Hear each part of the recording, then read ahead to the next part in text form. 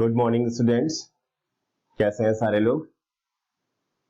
Okay, good morning. हाँ हाँ, आज 11th में नया टॉपिक स्टार्ट होगा।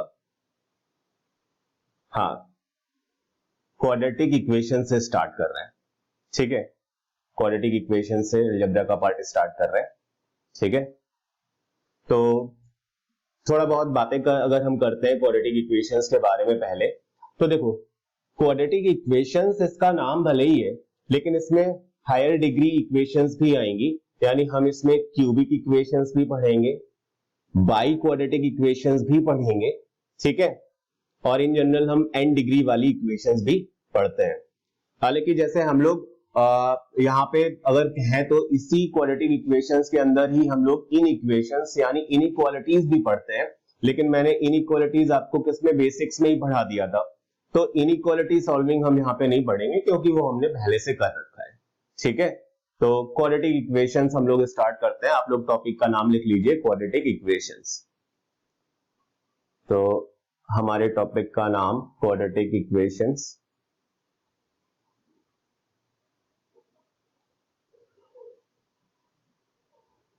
Quadratic equations, quadratic equations. ठीक है, तो क्वाड्रेटिक इक्वेशंस में हम लोग कुछ उन बातों से स्टार्ट करते हैं जो शायद हम लोगों ने शायद क्या पढ़ ही रखा होता है, सारे बच्चों ने क्लास 8 या फिर 9-10 से तो पक्का ही पढ़ रखा होता है। ठीक है, तो हम लोगों ने क्लास 9-10 में हम लोगों ने पॉलिनोमियल्स पढ़ी हुई थी, तो हम लोग अभी वहीं से स्टार्ट कर रहे हैं, उन कुछ बातों को रिकॉल कर लेते हैं जो हम लोगों ने पॉलिनोमियल्स में पढ़ा था। तो अगर हम लोग पॉलिनोमियल एक्सप्रेशंस के बारे में थोड़ा सा याद करते हैं, पॉलिनोमियल एक्सप्रेशंस। ठीक है, तो आप ये बोलते थे कि कोई भी एक्सप्रेशन जो इस फॉर्म का दिखेगा, any expression of the form of some px equal an x to the power n plus of an minus 1 x to the power n minus 1 and so on plus a1x plus a0। ठीक है, कोई भी इस तरह का दिखने वाला algebraic expression क्या कहलाता था? Polynomial expression.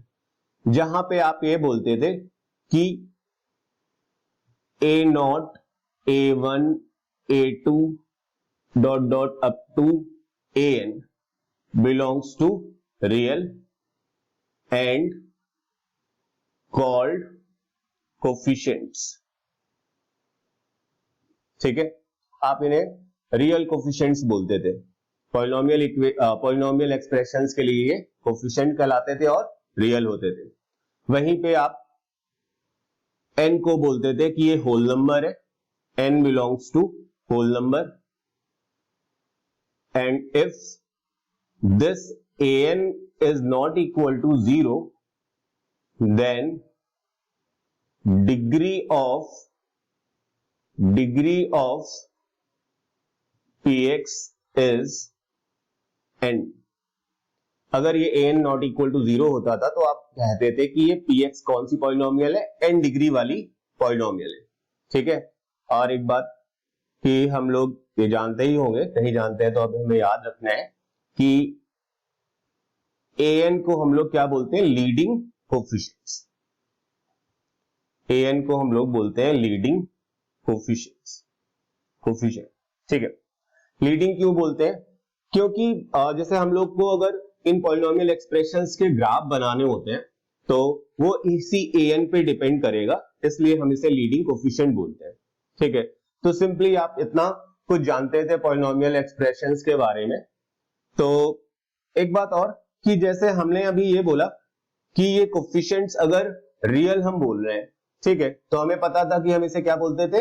Real polynomial. तो ये कोफिशिएंट हमारे रियल और कॉम्प्लेक्स दोनों ही तरह के हो सकते हैं। ठीक है, तो ये बात भी हम लोग यहाँ पे लिख लेते हैं कि if a0 a1 a2 up to an, ये सारे कोफिशिएंट्स अगर रियल है तो आपकी रियल पॉलिनोमियल होगी, रियल पॉलिनोमियल होगी। और अगर ये coefficients a0, a1, a2 and dot dot up to an belongs to set of complex number, ठीक है, then complex polynomial, complex polynomial, ठीक है। तो रियल एंड कॉम्प्लेक्स दोनों ही तरह के हो सकते हैं, ठीक। इतनी बातें आप नोट कर लीजिए। हाँ, सब नहीं पढ़ रखा होता है। तो अभी जब हम लोग इक्वेशंस पढ़ेंगे तो वहां पे आपको कई बार दिखा करेगा कि हमारी ये कोफिशिएंट्स कॉम्प्लेक्स भी है, सेट ऑफ कॉम्प्लेक्स नंबर भी होंगे। तो हमें बहुत अच्छे से इसे याद रखना है, समझ के रखना है कि हमारी इक्वेशंस में ये कोफिशिएंट रियल भी होंगे और सेट ऑफ कॉम्प्लेक्स नंबर भी होंगे, ठीक है। तो एग्जांपल्स भी लिख सकते हैं आप, जैसे अगर पॉलिनोमियल एक्सप्रेशंस लिखने हैं हमें तो लिख लिया आपने एग्जांपल में, एग्जांपल लिख दिया कुछ px इक्वल टू 2x की power 4 plus of x cube, कैसी है 4 डिग्री वाली polynomial. px equal x plus 1 degree polynomial या फिर लीनियर पॉलिनोमियल। अगर आपने लिख दिया px इक्वल टू 4 तो ये कैसी है कांस्टेंट पॉलिनोमियल या फिर 0 डिग्री पॉलिनोमियल, ठीक है। ओके, ये पार्ट में हटा देता हूं, आप नोट कर चुके होंगे।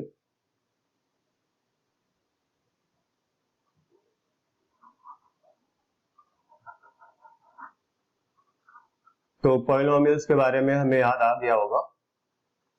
तो अभी हम लोग पढ़ क्या रहे हैं, इक्वेशंस। तो देखो इक्वेशंस को समझना बिल्कुल ही अब आसान हैगा। इक्वेशंस हम किसे बोलते हैं, तो हम लोग अब हेडिंग डालते हैं अपनी इक्वेशंस, ठीक है। तो आपने नेक्स्ट हेडिंग में लिखा इक्वेशन,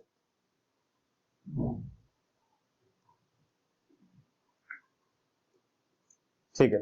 तो इक्वेशंस के बारे में आप ये बोलते हो कि कोई भी दो एक्सप्रेशंस को अगर हम आपस में इक्वेट करते हैं, किन्हीं भी दो एक्सप्रेशंस को अगर हम आपस में इक्वेट करते हैं तो जाके हमें क्या मिलती है, इक्वेशन, ठीक है। आसान सा डेफिनेशन है। अगर आपको किसी को बताना है, समझाना है तो आप इक्वेशंस के बारे में समझा सकते हैं, ठीक है। तो हम लोग ये टर्म लिख देते हैं, an equation is obtained by equating two expressions,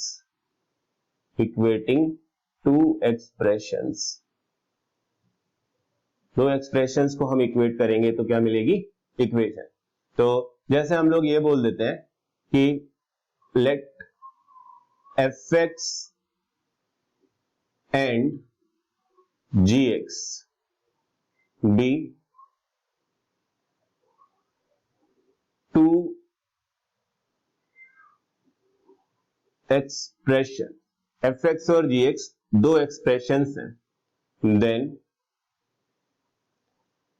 fx equal gx, दोनों एक्सप्रेशंस को आपस में हमने इक्वेट कर लिया तो ये क्या हो जाएगी, एक इक्वेशन। fx इक्वल gx लिखें या फिर आप लिख सकते हो कितना, fx minus of gx equal to 0, ठीक है। तो ये इक्वेशन हो गई। अब अगर हमें इक्वेशन पता है तो इक्वेशन के लिए रूट्स होते हैं, सॉल्यूशंस होते हैं, ठीक है।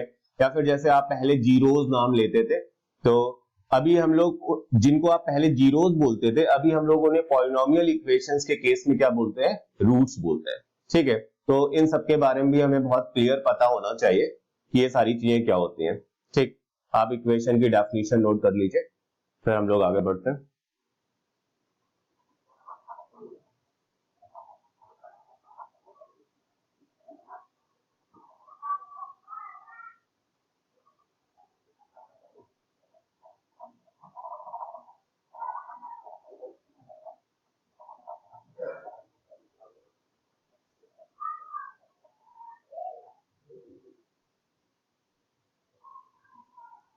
नोट कर लिया?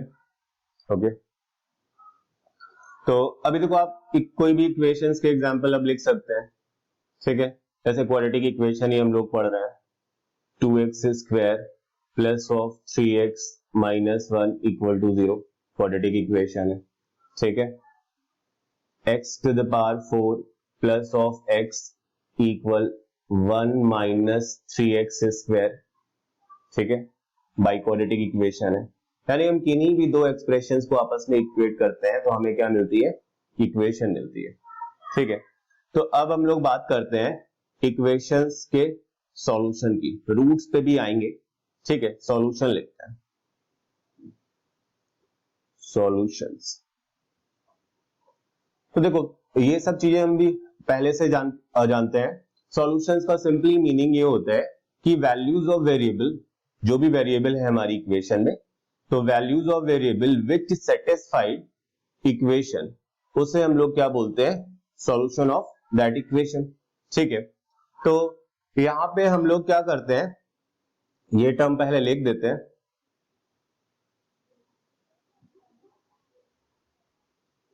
वैल्यूज ऑफ एक्स, हमारे यहां वेरिएबल एक्स है, values of X for which F X and G X are same. X की वो सारी वैल्यूज जो एफ एक्स और जी एक्स को इक्वल बना देंगी वो क्या कहलाएंगी? सॉल्यूशन फॉर दैट इक्वेशन, ठीक है? या फिर हम लोग ज्योमेट्रिकली भी सॉल्यूशन को बोलते हैं, कुछ ऐसा बोलते हैं, ये सब भी हम अभी से पढ़ लेते हैं, अभी से जान के रखते हैं इसे। तो हम ये बोलते हैं ज्योमेट्रिकली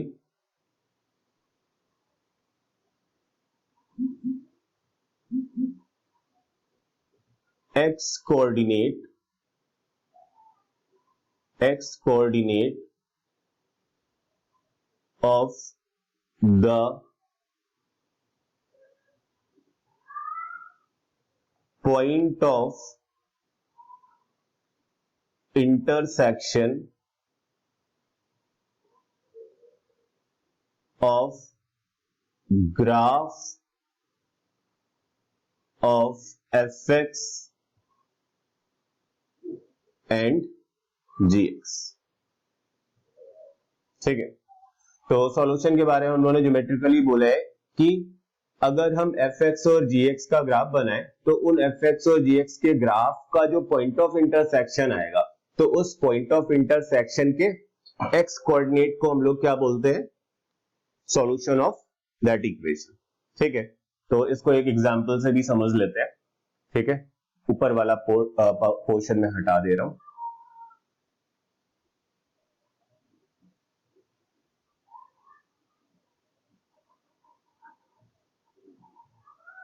हाँ, ग्राफ्स वगैरह तो देखो हम लोग क्लास 12th में तो बहुत ही डिटेल्ड ग्राफ पढ़ते हैं, ठीक है? ग्राफ्स किस तरह से हम, स्टैंडर्ड ग्राफ्स हमारे होते हैं कितने, उन ग्राफ्स के लिए हम लोग कितने तरह के ट्रांसफॉर्मेशंस होते हैं, वो सारी चीजें पढ़ते हैं, ठीक है?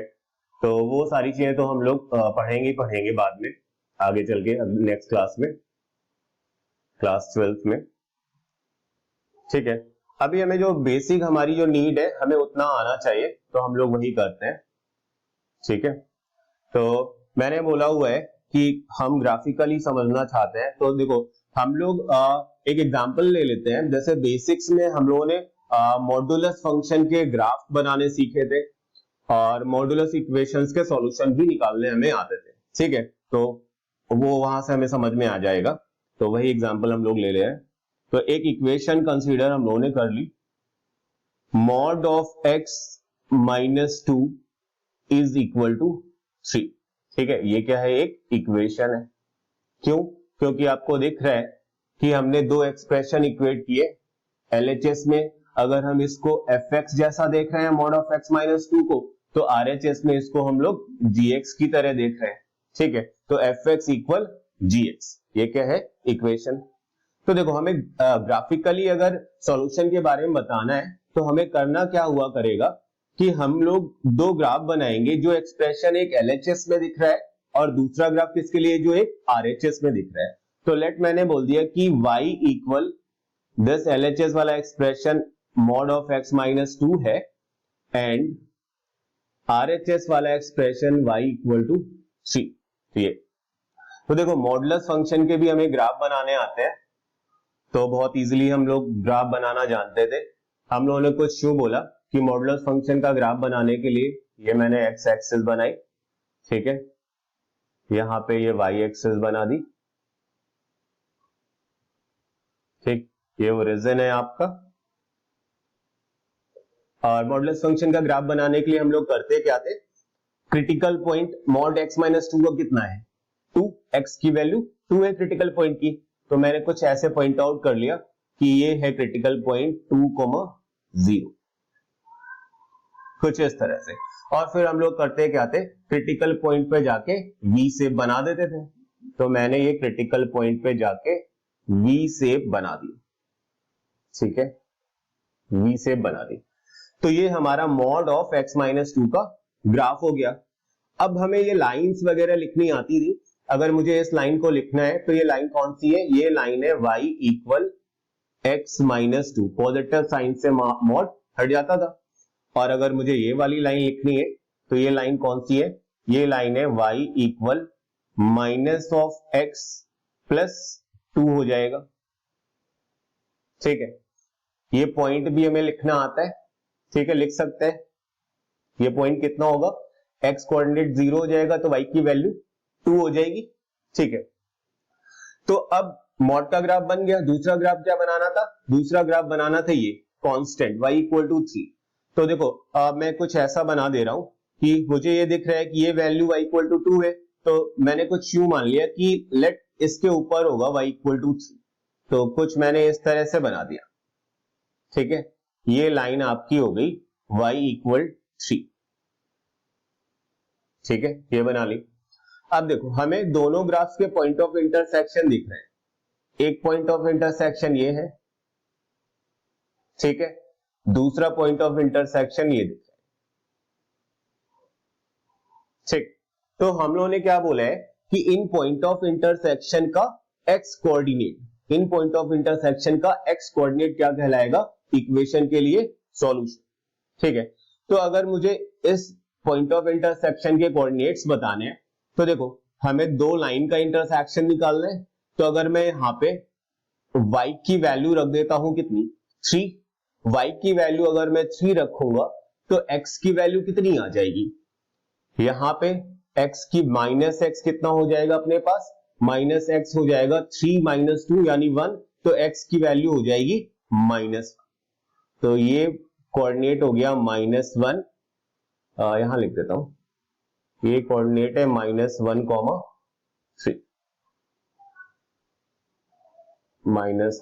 3, ठीक है।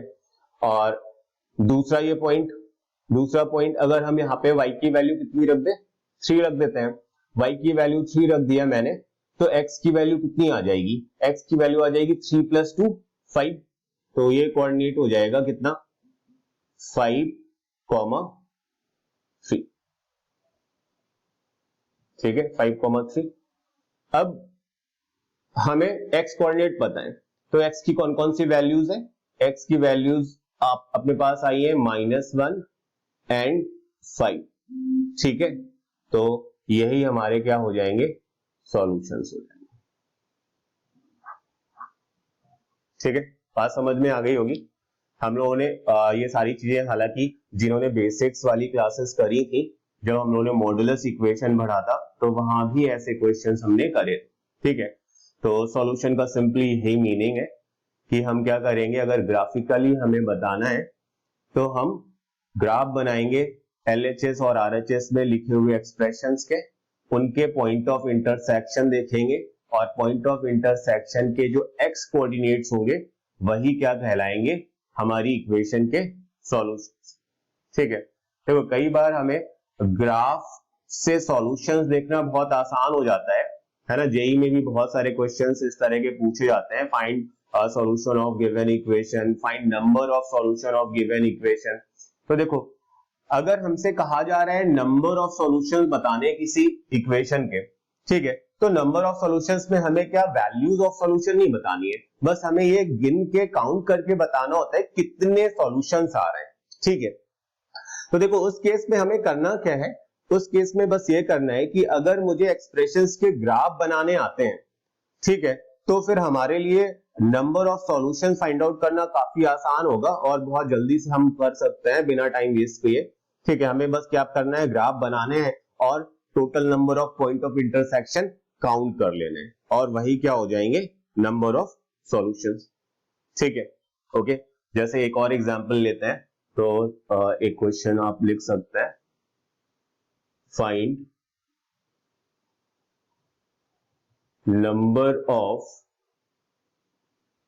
solutions of equation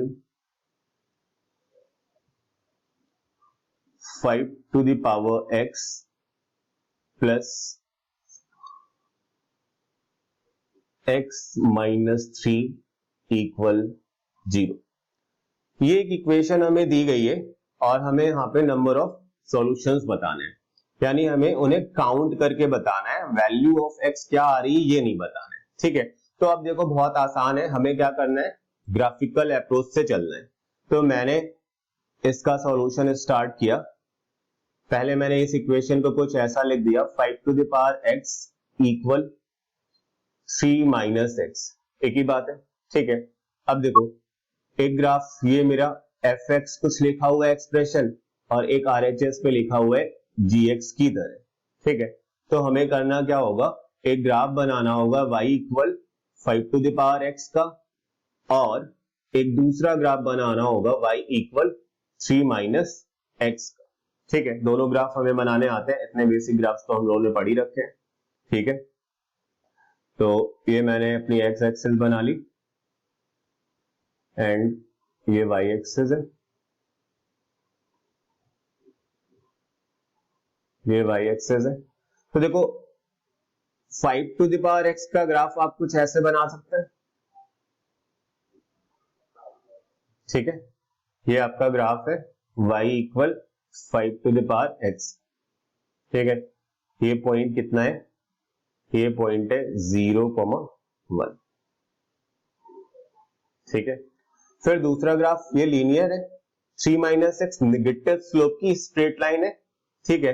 ये y एक्सिस को कहां कट करेगी, y एक्सिस को कट करेगी, अगर हम x की वैल्यू 0 रख दें तो y की वैल्यू कितनी आएगी, 3। इसका मतलब है इस 1 के ऊपर से ही कट करके जाएगी।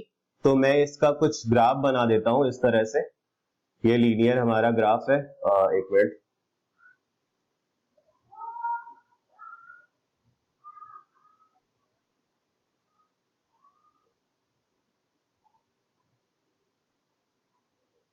ओके, फिर से बना दे रहा हूं मैं इसको, ये एक्स एक्सिस है हमारी एंड ये हम लोगों ने ग्राफ बनाया हुआ है किसका, y equal 5 to the power x का, ठीक है। तो जो भी हमारी लाइन है उसका ग्राफ कुछ इस तरह मैंने बना लिया, ये ग्राफ है y इक्वल 3 माइनस एक्स का, ठीक है। और ये पॉइंट अगर आपको पता ही था ये कितना है, 0,3 पॉइंट है। तो हम लोगों ने ये बोला था कि दोनों ही ग्राफ के जितने पॉइंट ऑफ इंटरसेक्शन आएंगे वही टोटल नंबर ऑफ सॉल्यूशंस है। तो हमें दिख रहा है कि इन दोनों ग्राफ्स का बस एक ही पॉइंट ऑफ इंटरसेक्शन आया है, वो ये दिख रहा है, ठीक है। इसका मतलब है कि आप बोलोगे इसके आंसर में क्या, आप बोलोगे ओनली वन सॉल्यूशन। कितना आसान है, अगर हमें ग्राफ बनाने आते हैं तो फाइंड नंबर ऑफ सॉल्यूशन वाला कोई क्वेश्चन अगर आता है तो हम उसे विद इन अ सेकेंड कर सकते हैं, ठीक है, अगर हमें ग्राफ बहुत अच्छे से बनाने आते हैं। ओके, तो सॉल्यूशंस के बारे में हमें एग्जैक्टली अब समझ में आ गया होगा। चलिए ठीक है, मैं ऊपर से पोर्शन हटा दे रहा हूं।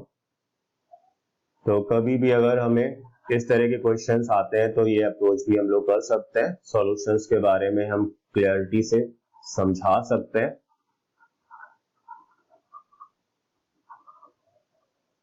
ठीक है।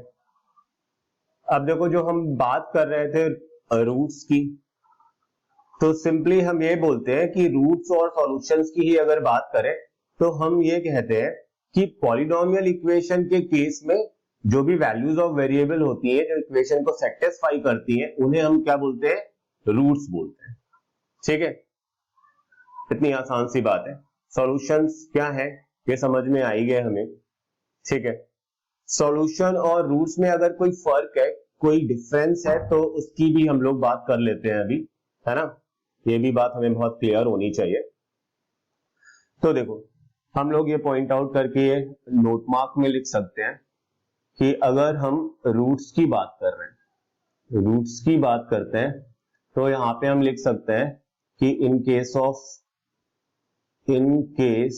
Of polynomial equations, in case of polynomial equations, values of variable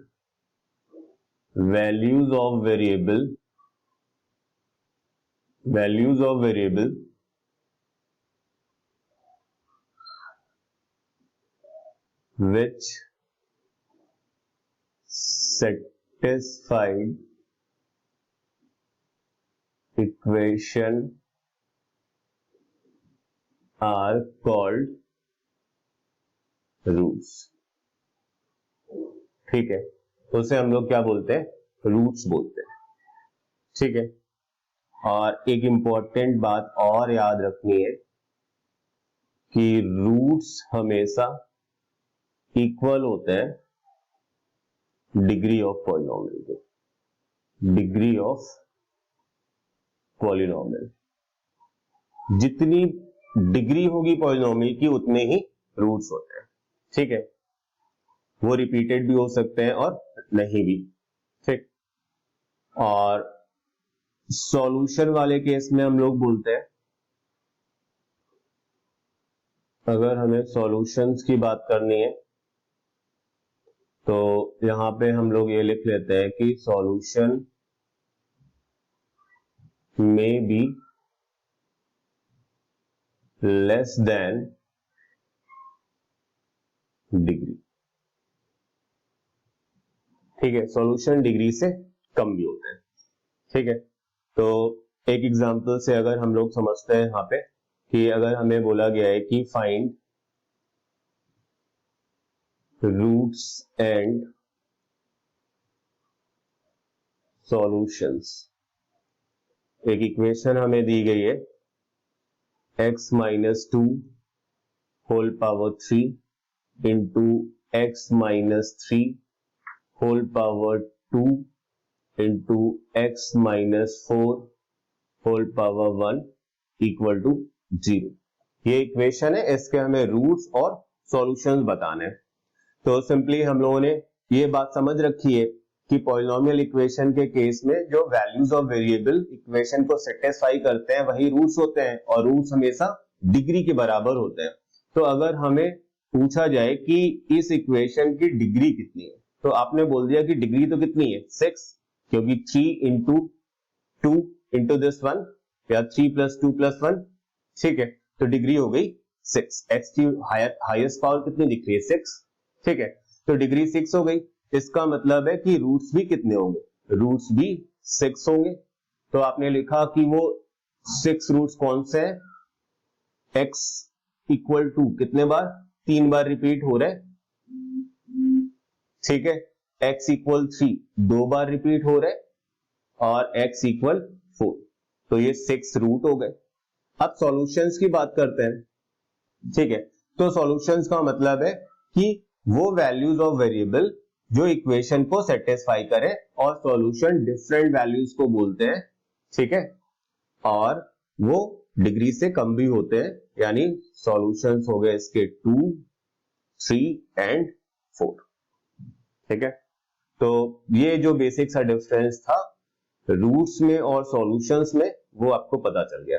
तो अब कोई भी अगर आपसे बात करता है कि किसी भी पॉलिनोमियल इक्वेशंस के लिए कि रूट्स का क्या मतलब होता है, सॉल्यूशंस का क्या मतलब होता है, तो अब मेरे ख्याल से हम लोग बहुत क्लियरली बता सकते हैं। ठीक है, चलिए बहुत बढ़िया, सारी चीजें समझ में आ रही हैं लोगों को। हाँ हाँ हाँ, क्वेश्चंस तो अभी हम लोग काफी ज्यादा करेंगे इन सब में। पहले हमें ये बेसिक बेसिक से जो कॉन्सेप्ट्स हैं ये हमें थोड़े से पता हो जाए, फिर हम लोग आते हैं। अभी तो बहुत ही बिगिनिंग है, ये बहुत सारी चीजें हैं, अभी तो बहुत ही कॉन्सेप्ट जो अच्छे कॉन्सेप्ट हैं जिनसे जेईई में क्वेश्चन पूछे जाते हैं वो तो अभी बिल्कुल हम लोग पढ़ने ही हैं। अभी हमारा बस ये स्टार्टिंग है, बेसिक्स है, जिनकी हेल्प से हम लोग सारी चीजें आगे समझ रहे होंगे, तो हम लोग वो कर रहे हैं। ठीक है, इसे हटा दे रहा हूं।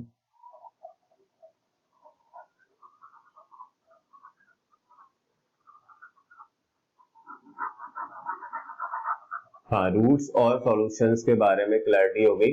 जीरोस का मतलब रूट्स हम बोलते हैं। इन जनरल अब हम लोग जीरोस ना बोल के रूट्स बोला करेंगे। ठीक है, नाम से कोई फर्क नहीं पड़ता है, हम लोग पहले भी बात कर चुके हैं। लेकिन क्या बेसिक डिफरेंस है, बस ये हमें बहुत क्लियर होना चाहिए। तो अभी हम लोगों को मेरे ख्याल से क्लियर हो गया है। बाकी फिर भी अगर डाउट रहता है तो आप एक बार वापस से मुझसे ये सारी चीजें, हाँ, जिसको भी डाउट लगता है वो पूछ सकता है। ठीक है, ओके। तो इसके बाद एक और टर्म आता है, इस टर्म पे भी डिपेंडेंट क्वेश्चन जेईई में पूछे जाते हैं, तो वो है आइडेंटिटी। आइडेंटिटी, ठीक है, नेक्स्ट हेडिंग में आपने लिखा आइडेंटिटी। तो आइडेंटिटी किसे बोलते हैं? तो आप कहते हो कि आइडेंटिटी कुछ अलग नहीं होती है, आइडेंटिटी भी एक इक्वेशन होती है। ठीक है, किसी भी इक्वेशन को हम लोग आइडेंटिटी बोल सकते हैं अगर वो इनफाइनाइट वैल्यूज ऑफ वेरिएबल, हाँ, इनफाइनाइट वैल्यूज ऑफ वेरिएबल को सेटिस्फाई करें। ठीक है, तो उसको हम लोग क्या बोलेंगे? आइडेंटिटी बोलेंगे। ठीक है, तो आप ये स्टेटमेंट लिख सकते हो। ठीक है, आइडेंटिटी के लिए स्टेटमेंट लिख सकते हो, an equation be an identity if the variable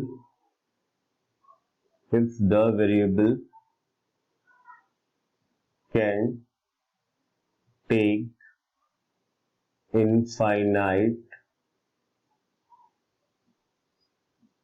real values। ठीक है, हाँ, तो उसे हम लोग आइडेंटिटी बोलेंगे। सिंपल से एग्जांपल्स भी हम लोग लिख सकते हैं। देखो, जैसे आप बोलते थे कि sine square x plus cos square x is equal 1।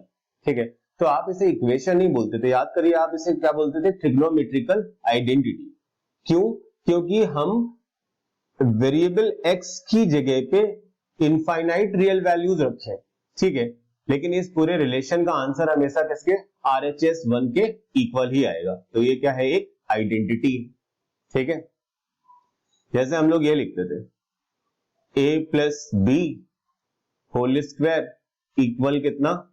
a square plus B square plus 2ab। ठीक है, तो इसे हम इक्वेशन नहीं, क्या बोलते थे? Algebraic identity. क्यों? क्योंकि हम यहाँ पे a और b की इनफाइनाइट वैल्यूज रखेंगे, देन ऑलवेज LHS किसके बराबर आएगा? RHS। ठीक है, कितने भी एग्जांपल्स हम लोग लिख सकते हैं, जैसे मैंने यूं लिख दिया यहाँ पे x square minus of 5x plus 6 equal x minus 2 into X minus 3। ठीक है, तो ये क्या है? आइडेंटिटी है। क्यों? क्योंकि हम यहाँ पे कितनी भी वैल्यूज ऑफ x को सेटिस्फाई करा सकते हैं। जैसे मैंने x की वैल्यू मैंने रख दी 0। ठीक है, x की वैल्यू 0 रखेंगे तो LHS कितना आएगा? 6, और RHS में कितना हो जाएगा? -2 इंटू -3 यानी 6। अगर जैसे हम लोग यहाँ पे x की वैल्यू अगर हम पुट कर देते हैं 1, x की वैल्यू 1 पुट करेंगे तो कितना आएगा? 1 माइनस 5 प्लस 6। ठीक है, तो 7 माइनस 5 यानी 2। यहां पे कितना आएगा 1 माइनस 2 तो माइनस 1 इंटू 1 माइनस 3 तो माइनस 2, तो कितना हो गया 2। तो कितनी भी वैल्यूज को हम सेटिस्फाई करा सकते हैं, है ना। x इक्वल टू 2 रखेंगे तो ये कितना LHS 0 हो जाएगा, RHS भी 0 हो जाएगा। x इक्वल टू 3 रखेंगे तो ये कितना LHS 0, RHS 0। इसलिए ये क्या है इनफाइनाइट वैल्यूज को सेटिस्फाई कर रहा है, ठीक है। तो इसलिए इसे हम लोग क्या बोल रहे हैं, आइडेंटिटी बोल रहे हैं, ठीक है। तो हम लोग क्या बोलते हैं कि अगर कोई भी पॉलिनोमियल इक्वेशन अगर आइडेंटिटी बनती है तो उस पे ये कंडीशन सेटिस्फाई होनी चाहिए कि उसमें जो वेरिएबल है वो इनफाइनाइट रियल वैल्यूज को सेटिस्फाई करेगा, है ना। तो बस हमें यही याद रखना है, पॉलिनोमियल इक्वेशंस को अगर हम आइडेंटिटी बोल रहे हैं तो वो infinite real values of variable को सेटिस्फाई करेगा, ठीक है। तो ये बात हम लोग लिख लेते हैं नोट में, ये बात हम लोग नोट कर लेते हैं। If an x to the power n plus an minus 1 x to the power n minus 1 plus dot dot dot up to a1x plus a naught equal to 0 be an identity, then अगर ये polynomial equation N degree वाली identity है तो उसके लिए infinite real values को satisfy करना होगा और उसकी कंडीशन है कि वो कोफिशिएंट्स a0, a1, a2 से लेकर अप टू an ये सारे कोफिशिएंट्स किसके इक्वल हो जाए, 0 के इक्वल हो जाए, ठीक है। तो ये क्या बन जाएगी, एक आइडेंटिटी बन जाएगी, ठीक है, ओके। तो सिमिलरली जो हमारा टॉपिक है क्वाड्रेटिक इक्वेशन, तो अगर हम कोई क्वाड्रेटिक इक्वेशन लिख रहे हैं और उससे हमें आइडेंटिटी बोलना है तो उसके लिए भी अब हम कंडीशन लिख सकते हैं,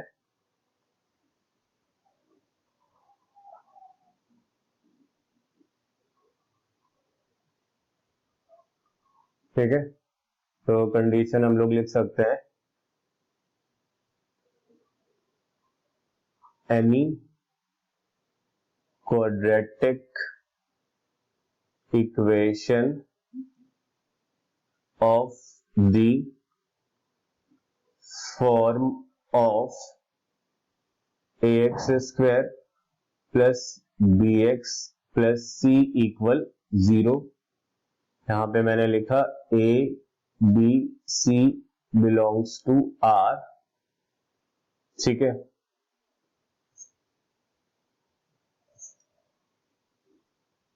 a नॉट इक्वल टू 0, ठीक, ओके। ये कोई क्वाड्रेटिक इक्वेशन था। अगर इसको आइडेंटिटी बनना है, if ax square plus bx plus c equal 0 is an identity,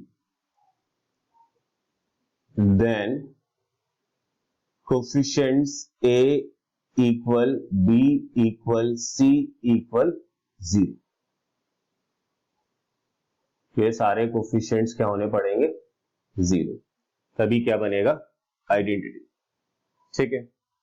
तो इसका मतलब है कि जब भी आपसे आइडेंटिटी के बारे में कहा जाएगा तो आपके दिमाग में बस एक ही स्टेटमेंट आनी चाहिए कि किसी भी पॉलिनोमियल इक्वेशन को या किसी भी इक्वेशन को हम लोग आइडेंटिटी तब बोलते हैं जब वो इक्वेशन जो उसमें वेरिएबल होगा वो इनफाइनाइट रियल वैल्यूज को सेटिस्फाई करेगा, ठीक है।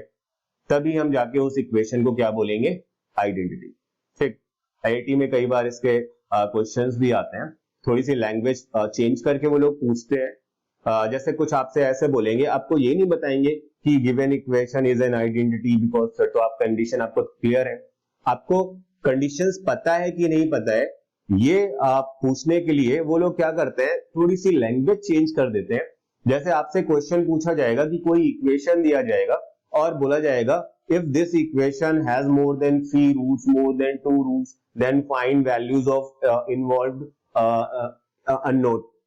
जो भी अननोन वैल्यू होगी उसकी अननोन टर्म होगा उसकी वैल्यू आपसे पूछ रहे होंगे, ठीक है। हाँ बिल्कुल, आपको डायरेक्ट आइडेंटिटी नहीं बोलेंगे, ठीक है। तो आप देखो आप कैसे पहचान जाओगे कि अगर वो कोई पॉलिनोमियल इक्वेशन है, ठीक है, तो पॉलिनोमियल इक्वेशन के रूट्स कितने होते हैं, उसकी डिग्री के बराबर। लेकिन अगर कोई कहता है कि उस इक्वेशन के रूट्स उसकी डिग्री से भी ज्यादा है, इसका मतलब ये तो तभी पॉसिबल है जब वो इक्वेशन क्या बन जाए, आइडेंटिटी। तो बस आपको ये दिमाग में रखना है अपने, ठीक है। तो एक क्वेश्चन हम लोग करते हैं, ठीक है, ये नोट कर लिया होगा, इससे मैं हटा दे रहा हूं। आपको कंडीशंस पता है आइडेंटिटी के लिए, और मैंने आपको बता भी दिया है, लैंग्वेज भी क्लियर हो रही है कि किस तरह से आईआईटी में क्वेश्चन आते हैं। हाँ ठीक है, तो अगर आपको ये लिखना है तो आप एक क्वेश्चन लिखें।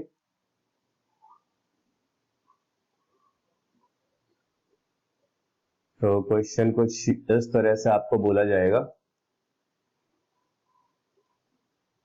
Find value of K for which find value of k for which equation, और इक्वेशन आपको कुछ ऐसी दी गई है, k square minus of 3k plus 2 into X square minus of k square minus 5k plus 4 into X plus k minus k square equal to 0 has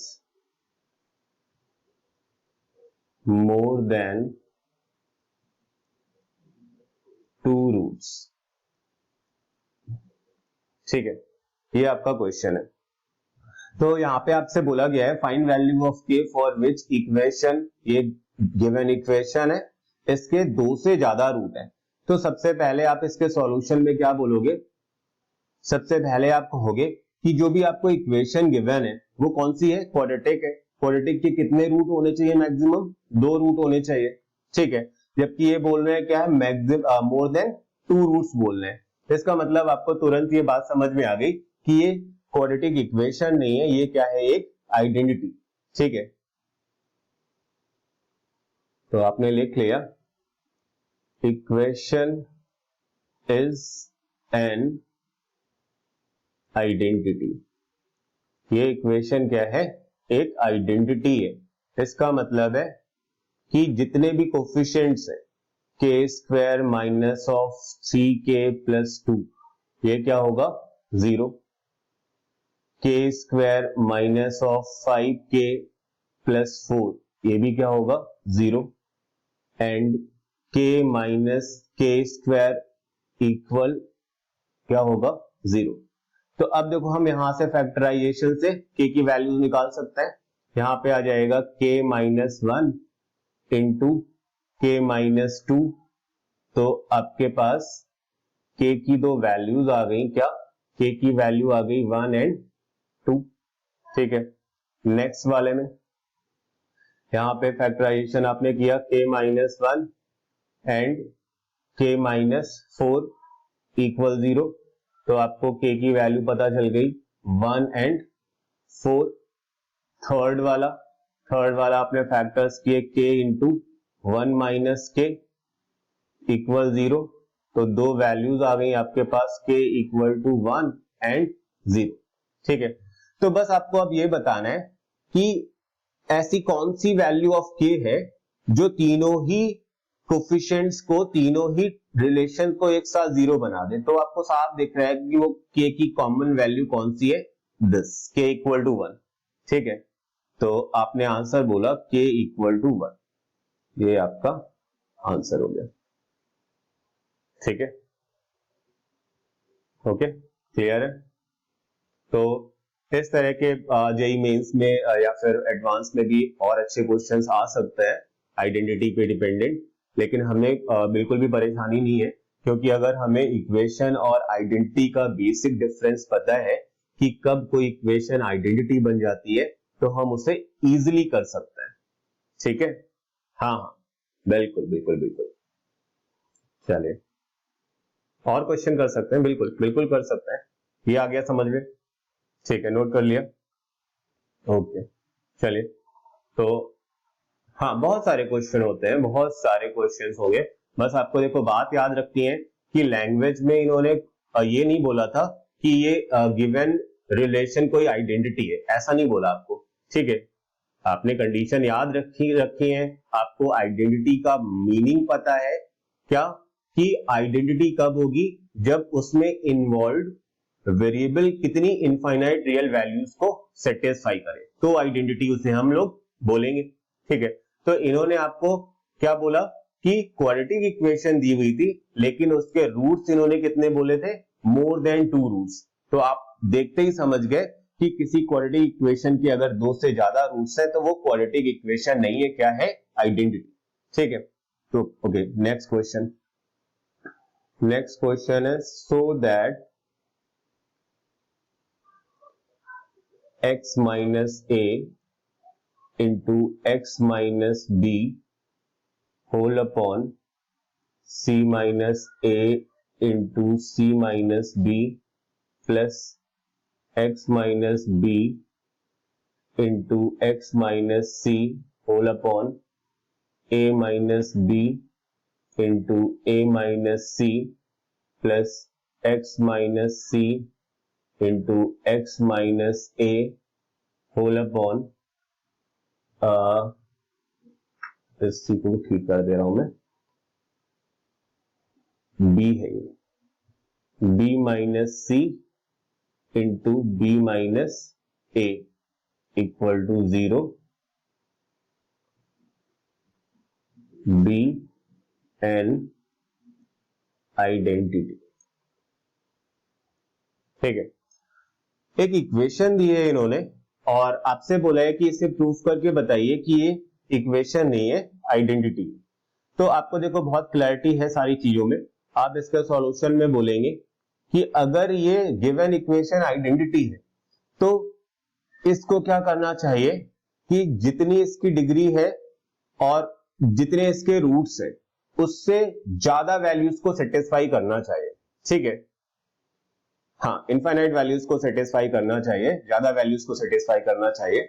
तो हम देखो अगर इसकी डिग्री हमने नोटिस कर ली, हमें साफ दिख रहा है कि इस गिवन इक्वेशन की डिग्री कितनी है, 2। ठीक है, हाँ, 2 डिग्री वाली इक्वेशन है, यानी क्वाड्रेटिक इक्वेशन है। तो अगर हम इसमें 2 से ज्यादा रूट्स को सेटिस्फाई करके दिखा देंगे तो ये क्या बन जाएगी, आइडेंटिटी बन जाएगी। तो बस हमें इतना ही प्रूफ करना है। ठीक है, तो मैंने कुछ LHS वाले पूरे एक्सप्रेशन को fx के इक्वल लेट कर लिया कि let fx equal this x minus a into x minus b upon c minus a c minus b plus x minus b into x minus c whole division a minus b into a minus c and third part है इसका x minus c into x minus a whole division b minus c into b minus a। ठीक है, तो देखो अभी अगर हम यहाँ पे वैल्यूज ऑफ x पुट करना चालू करते हैं, x इक्वल टू मैंने a पुट किया। अगर x equal to a put करेंगे तो देखो fa की वैल्यू आ जाएगी कितनी, fa की वैल्यू आ जाएगी अपने पास, हाँ, fa की वैल्यू हो जाएगी यहाँ पे a माइनस है 0, तो ये पूरा ही टर्म क्या बन जाएगा, 0। फर्स्ट वाला 0 बन जाएगा, सिमिलरली थर्ड वाला टर्म क्या बन जाएगा, 0। तो अपने पास fa की वैल्यू हो जाएगी कितनी, fa की वैल्यू हो जाएगी a minus B into A minus C upon A minus B into A minus C. तो fa की वैल्यू कितनी हो जाएगी, 1। ठीक है, सिमिलरली अगर हमने यहां पे पुट किया x की वैल्यू b, तो फिर से आपको साफ दिख रहा है कि एफ बी की वैल्यू भी कितनी आ रही है, 1 के बराबर। आप रख के देख लीजिए, अगर हम जैसे ही x की जगह पे b रख रहे हैं, फर्स्ट वाला पूरा पार्ट 0, सेकेंड वाला भी पूरा पार्ट 0, थर्ड वाला कैंसिलेशन होके कितना बन जाएगा 1। और सिमिलरली अगर हम यहां पे पुट करते हैं x की वैल्यू c, देन यहां पे f ऑफ c भी आ रहा है 1। ठीक है, ओके। हाँ ओके, एक मिनट, ये वाला पार्ट, हाँ ये 0 नहीं है, ये 1, इसे करेक्ट कर लो आप, दिस इज 1। ठीक है, तो यहां पे हमने देखा कि एफ ए, एफ बी और एफ सी, ये तीनों वैल्यूज कैसी आ रही हैं 1, और आरएचएस में भी कितना था 1। इसका मतलब ये हुआ कि ये क्वाड्रेटिक इक्वेशन होने के बाद भी इसने मोर देन 2 रूट्स सेटिस्फाई किए, तो ये एक इक्वेशन नहीं है, क्या है, आइडेंटिटी। तो आप ये बात यहां पे लिख दो कि F X equal 1 has 3 roots. ठीक है, hence fx equal to 1 is an identity। ठीक है, ये प्रूव करना था आपको। ओके, हो गया प्रूफ। तो अभी तक हम लोगों ने देखो बिगनिंग से स्टार्टिंग से अगर बात करते हैं तो पॉलिनोमियल एक्सप्रेशंस के बारे में पढ़ा, types of polynomial expression, polynomial equation, फिर उसके बाद हमने इक्वेशन के बारे में समझा कि इक्वेशन किसे बोलते हैं। ठीक है, इक्वेशन में जो सॉल्यूशंस होते हैं, सॉल्यूशंस का क्या मीनिंग होता है, रूट्स और सॉल्यूशन में कोई अगर बेसिक डिफरेंस है तो वो हमने समझ लिया। ठीक है, फिर उसके बाद हम लोगों ने आइडेंटिटी वाला टर्म, आइडेंटिटी किसे बोलते हैं, आइडेंटिटी बनने के लिए किसी पॉलिनोमियल इक्वेशन को क्या कंडीशन होनी चाहिए, और हमने ये क्वेश्चंस भी कर लिए। ठीक है, हाँ हाँ, उधर वो वाला पार्ट इंपॉर्टेंट है जो हम लोगों ने ग्राफिकल अप्रोच से क्या निकाले थे, सॉल्यूशंस, है ना, उसकी प्रैक्टिस आप क्वेश्चंस वैसे आपको मिलेंगे, काफी सारे असाइनमेंट में भी रहेंगे, तो आपको बस करना उतना ही है कि आप क्या करेंगे, गिवन एक्सप्रेशंस के बोथ साइड जो एक्सप्रेशंस हैं उनके ग्राफ्स बना लेंगे और point of intersection total count कर लेंगे। टोटल पॉइंट ऑफ इंटरसेक्शन ही किसके बराबर होते हैं, नंबर ऑफ सॉल्यूशंस के बराबर। ठीक है, तो चलिए आज के लिए इतना। ठीक है, हाँ, नेक्स्ट टर्न पे हम लोग इसके आगे बढ़ते हैं, तो ठीक है, ओके ओके, चलिए।